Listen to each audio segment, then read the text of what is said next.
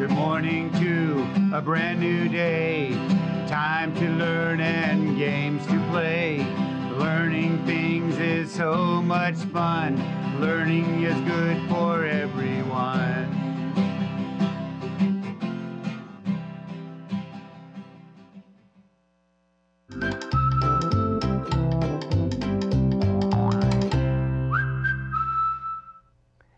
Hello, early learners. It's me, Mrs. Readwright.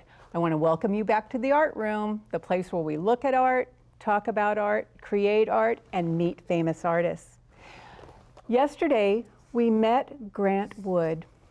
He was a man from Iowa, and Iowa has lots and lots of farmland, and that was his favorite thing to paint, farms. He liked the peaceful things about farms, and some of his paintings were done from high above, so you could look down on the fields growing below, and we can see lots of lines in his art, and we may study him next week as well with a different picture. But we're talking about American Gothic, and we talked about the scarecrows from the Scarecrow Contest, about the scarecrows that are there that they look at and they think, which one is the best? And people vote. There's a whole bunch of people who vote for which scarecrow is the very best.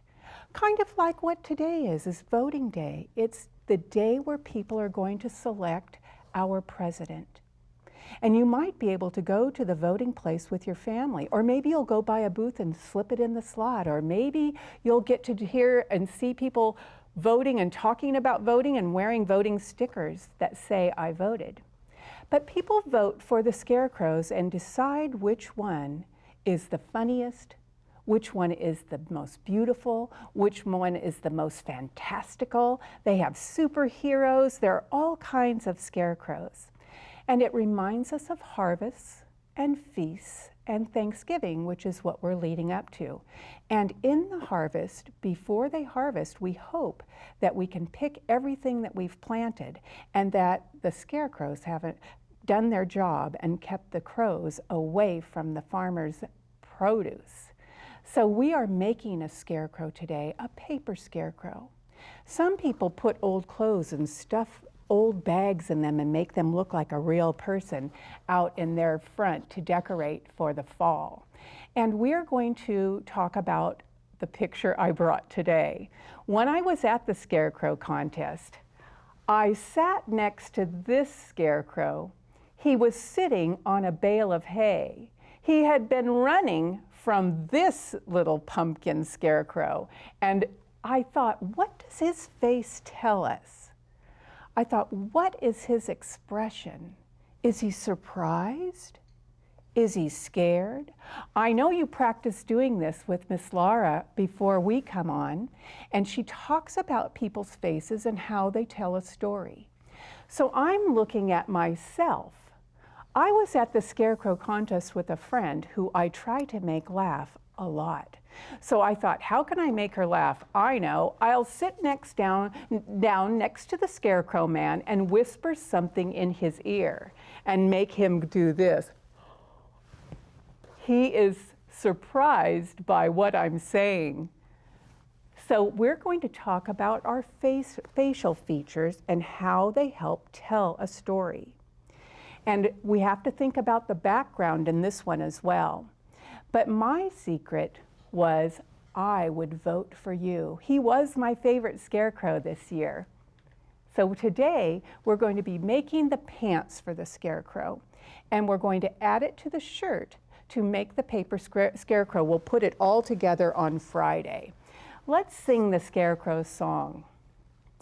I'm a little scarecrow, raggedy and worn. I wear a hat and a shirt that's torn. When the pesky crows come, I wave and shout, away from my gardens, you crows, get out. Alrighty, let me set this down. If you brought your blue paper or a piece of paper, it doesn't have to be the blue ones for Teach Me Tuesday, I'm going to teach you how to make some paper kind of look like fabric or cloth. We're going to go over and use a sponge that I'm putting in blue paint and printing. And I'm going to make some woven fabric for the hat if there's time. Meet me at the easel. Let me move his arm back so we don't get paint on him. Oh, hope he doesn't fall over. I'm going to use a sponge that looks like this.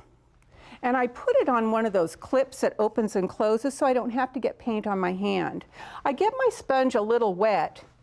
I have a little bit of water here, and then I put it in the blue paint and dab it there a little bit.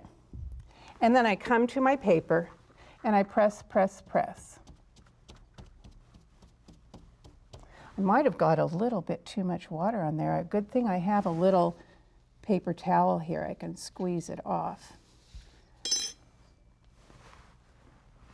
I'll wipe it off a little and dab, dab, dab.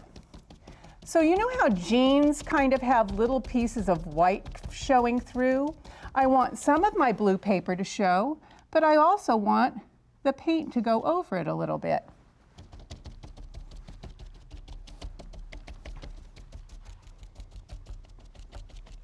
I try to get close to the edge because I might be using the edge for the jeans when I cut these out, because they're really going to end up being just two rectangles that go together under the shirt to make the waist.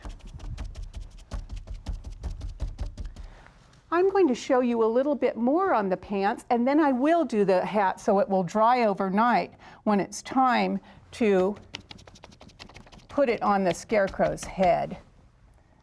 You know I always have to stand on the easel, because wouldn't that be terrible if I was painting and the easel went flying?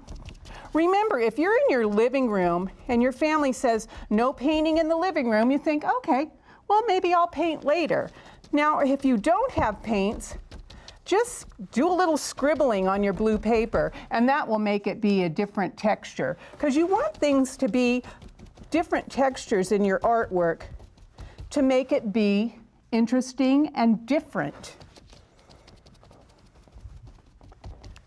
Paint is making that come off. I think this is good for this. Now, in my other little palette, I put some brown paint, and it is going to be used with a fork. Now, don't worry if you get this kind of paint on the fork, because it washes off. And I'm putting the tines, the part that you put in your mouth, on the end. That's where the paint is going. And I'm going to go across.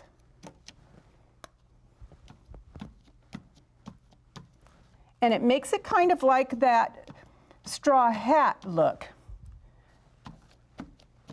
If I go all the way across and put paint everywhere, then I'm going to crisscross it by going, oh, that's okay. Maybe that part will be at the top of the hat and it'll be browner. I'll get in there and get a little extra of that paint. Get a little on the edges too, Mrs. Reed-Wright. You notice I put a little yellow paper behind here so I didn't get it on the nice easel. It's just getting on my extra paint paper. Okay, let's let this dry overnight so we can cut out the hat and the pants. Let me get the paint off of me because I think I have time to put the pieces of my shirt together. Join me here at the chair. Yesterday's shirt fabric and my glue stick. Now, I need enough pieces for the body and the sleeves. So I'm going to fold this a little part over here on the edge for 2 sleeves. And the reason I do that is so that both arms are about the same width. And I look where I folded, and the edge is right there. And then where my fold mark is, I cut it out.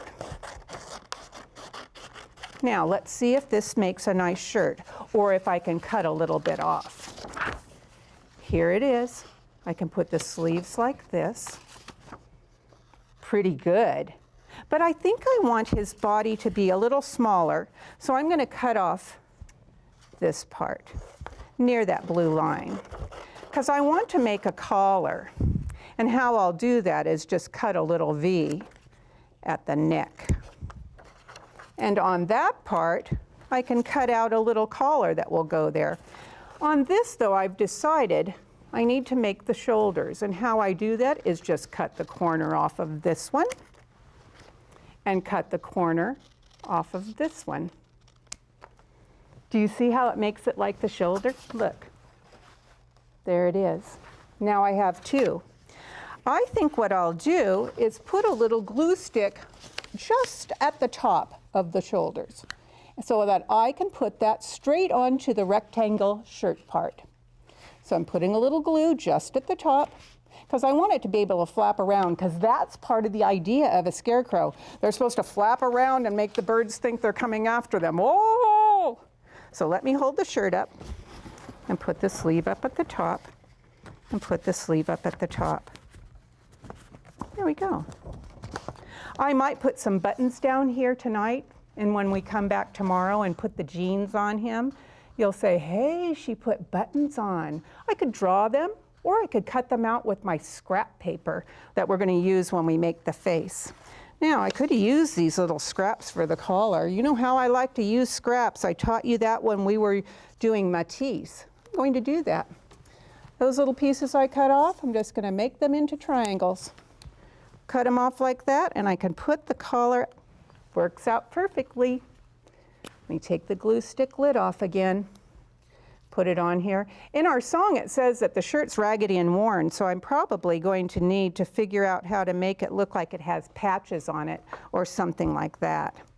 Now, if you didn't keep up with me because I'm cutting and snipping so quickly, just take your time with it later.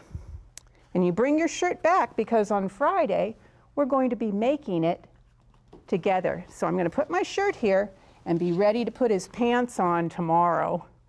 All right, boys and girls. Tomorrow, I want you to bring a brown grocery bag. Now, the grocery bag is going to be used for the face. And be thinking, what kind of expression do you want to put on your scarecrow? Do you want him to be surprised like this scarecrow? Do you want him to be happy like a scarecrow that's been scaring the crows away?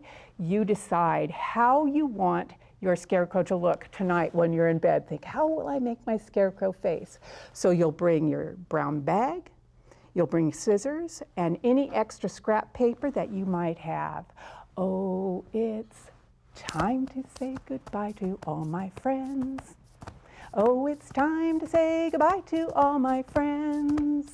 Oh, it's time to say goodbye. Give a smile and wink your eye. Oh, it's time to say goodbye to all my friends. Boys and girls, I also have the winner of the Scarecrow Contest I'm showing you on Friday. So be sure to come back each day, because I'll have one of the scarecrows from the Scarecrow Contest. I'm so glad you joined me today, and I will see you tomorrow. Goodbye, boys and girls. Good morning to a brand new day. Time to learn and games to play. Learning things is so much fun. Learning is good for everyone.